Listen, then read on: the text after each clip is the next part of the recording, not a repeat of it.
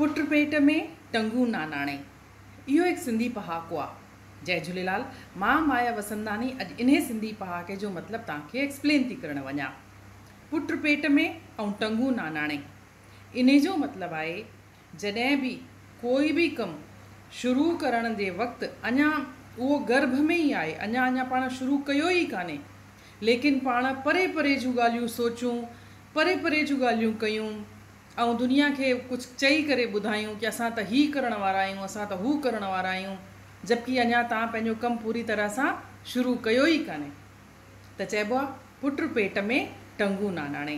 For example, का छोकिरी सम्झो कि उहा कोई एग्ज़ाम जो फॉर्म थी भरे, अञा उहा या छोकिरी या छोकिरो कोई बि एंट्रेंस एग्ज़ाम जो अञा फॉर्म थो भरे, त हुन खां केरु पुछेसि थो, पुट हीअ तूं छा थो हेॾो पियो करीं?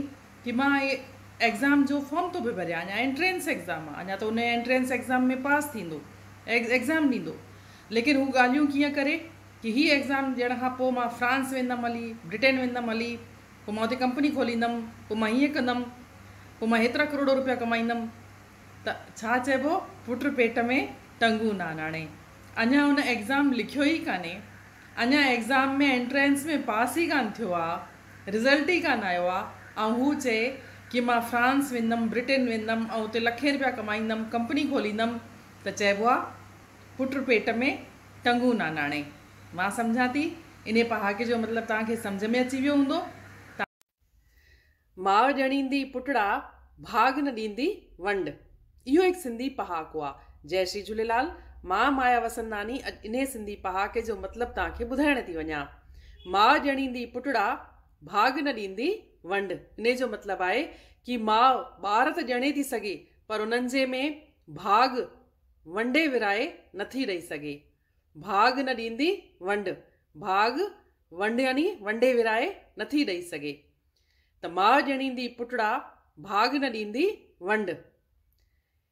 इन मिसाल इहा ई आहे कि हर ॿार जी पंहिंजी पंहिंजी क़िस्मत हूंदी आहे। को ॿारु ग़रीब, को ॿारु अमीर, को होशियारु, को घटि होशियारु, को सुहिणो, को घटि सुहिणो, हर कंहिंजी पंहिंजी पंहिंजी तक़दीर हूंदी आहे। भाग उन्हनि जो पंहिंजो पंहिंजो हूंदो आहे। माउ उन्हनि खे भाग वंडे विराए नथी ॾेई सघे। त छा चइबो? माउ ॼणींदी पुटड़ा, भाग न ॾींदी वंड। मां सम्झां थी, तव्हांखे इन पहाके जो मतिलबु सम्झ में अची वियो हूंदो। तव्हां पाण बि वापराईंदा ऐं ॿियनि खे बि चवंदा कि इहे पहाका वापराइनि। जय श्री झूलेलाल। जहिड़ो सॾु ओड़ो जवाबु। इहो हिकु सिंधी पहाको आहे। जय श्री झूलेलाल। मां माया वसंदानी अॼु इन सिंधी पहाके जो मतिलबु तव्हांखे ॿुधाइण थी वञा। जहिड़ो सॾु ओड़ो जवाबु। इन जो मतिलबु आहे कि अगरि तव्हां कंहिंखे सुठो ऐं मिठो सॾु कंदा त तव्हांखे जवाब बि ओड़ो ई सुठो ऐं मिठो मिलंदो। जहिड़ो सॾु ओड़ो जवाबु। हाणे हिते सॾ जो मतिलबु ईअं आहे कि तव्हां कंहिंखे कीअं था सॾु कयो। हाणे का सम्झो कीअं का नंढी नेटरी छोकिरी आहे ऐं उनखे केरु चएसि आंटी, त इहो सॾु कीअं थियो? इहो सही सॾु न आहे। अगरि हुनखे केरु दीदी चएसि त वरी बि हले, अञा कुंवारी छोकिरीअ खे केरु चएसि आंटी, त उहो सही सॾु न आहे। या का ॿुढी माई आहे, उहा कंहिं जवान माईअ खे ईअं थी चएसि कि आंटी, त हाणे उहा आंटी उहो बि सही सॾु न आहे।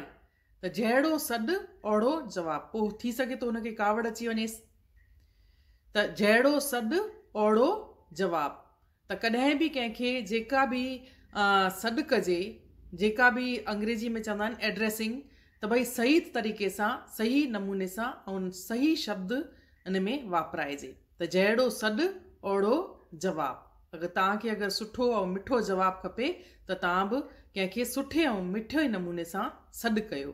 त जहिड़ो सॾु ओड़ो जवाबु। मां सम्झां थी, तव्हांखे इन पहाके जो मतिलबु सम्झ में अची वियो हूंदो। तव्हां पाण बि वापराईंदा ऐं ॿियनि खे बि चवंदा कि इहे पहाका वापराइनि। जय श्री झूलेलाल।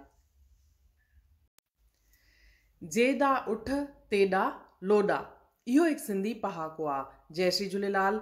मां माया वसंदानी अॼु इन सिंधी पहाके जो मतिलबु तव्हांखे ॿुधायांव थी।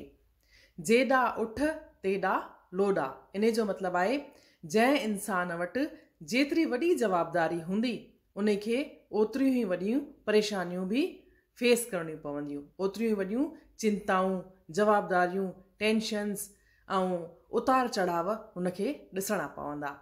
त जेॾा उठ ओॾा लोॾा। हाणे इन जी मिसाल ॾेई थी सघां कि सम्झो घर गृहस्थीअ में ई ॾिसो तव्हां, घर जो मुखी मर्द हूंदो आहे त का बि परेशानी थी अचे त उहा घणो करे मर्द खे ई ॾिसणी पवंदी आहे। घर में न्याणी वॾड़ी थी थिए, उनजी शादीअ जी चिंता, को मकान वठिणो आहे उन जी टेंशन, पुटु वॾो थियो उन जी शादी, उनखे को बिज़नेस अॾाए ॾियणु, को दुकानु वठी करे ॾियणु, या का ॿी बि का मुसीबत थी अचे या परेशानी थी अचे या का जवाबदारी आहे, उहा सॼी मर्द खे ई ॾिसणी पवंदी आहे। घणो करे माइनि खे, ज़ाइफ़ाइनि खे या ॿारनि खे इहे जवाबदारियूं न हूंदियूं आहिनि, त उन्हनि जे मथां एतिरियूं चिंताऊं, ओतिरा लोॾा बि न ईंदा आहिनि, उन्हनि खे उतार चढ़ाव बि ओतिरा न ॾिसणा पवंदा आहिनि। त चइबो जेॾा उठ तेॾा लोॾा। मां सम्झां थी तव्हांखे इन पहाके जो मतिलबु सम्झ में अची वियो हूंदो। तव्हां पाण बि इन पहाके खे ॻाल्हाईंदे ॿोलाईंदे कम में आणींदा ऐं ॿियनि खे बि चवंदा कि इहे पहाका कम में आणीनि। जय श्री झूलेलाल। कुछां त पटजनि मुछां, इन खां सुठो त मां ठाहे मिठी, इहो हिकु सिंधी पहाको आहे। जय श्री झूलेलाल। मां माया वसंदानी अॼु इन सिंधी पहाके जो मतिलबु तव्हांखे ॿुधाइण थी वञा। कुछां त पटजनि मुछां, इन खां त मां ठाहे मिठी। इन जो मतिलबु आहे कि अगरि केरु इंसानु कुझु बि चए त हुनखे ॿी परेशानी अची वञे। कुछां त पटजनि मुछां, हुनखे एकारी कुछे यानी कि कुझु चए त पटजनि मुछां, मुछां यानी कि हुनजी मुछ पटिजे, यानी कि हुनखे ॿी तकलीफ़ अची वञे, हुनखे ॿुधणी पइजी वञेसि। हिकु चए त हुनखे 10 ॿुधणी पइजी वञेसि, का परेशानी अची वञे। त कुछां त पटजनि मुछां, इन खां सुठो त मां ठाहे मिठी, इन खां सुठो त आहे कि हू चुप ई वेही रहे। त कुछां त पटजनि मुछां, इन खां त मां ठाहे मिठी। इन जो मतिलबु इहो ई थियो कि इंसानु कंहिंखे कुझु न चए, इन खां सुठो अगरि हू चुप ई रहे। हाणे इन जी मिसाल ॾेई थी सघां कि पाण ॾिसूं था, चाहे उहो घर गृहस्थी हुजे, चाहे उहो संस्था हुजे, जिते बि फैक्ट्री हुजे, दुकानु हुजे, अॼुकल्ह कंहिंखे कुझु चवण जो ज़मानो रहियो ई कान्हे। अगरि तव्हां कंहिंखे कुझु चवंदा त तव्हांखे ई परेशानी ईंदी, तव्हांखे ई हिक जी बदिले में 10 ॿुधणी पवंदी। त इन खां सुठो आहे मां ठाहे मिठी, इन खां सुठो आहे कि चुप करे ॾिसंदो रहो। अॼु ॾिसूं था पाण ज़माने में कि केतिरियूं ई ग़लति ॻाल्हियूं हलनि पियूं, पर पाण कुझु ई नथा सघूं। अगरि कुझंदासीं त पंहिंजे मथां ई एकारी मुसीबत थी अचे, त हर को पंहिंजो पाण खे ई संभाले पियो।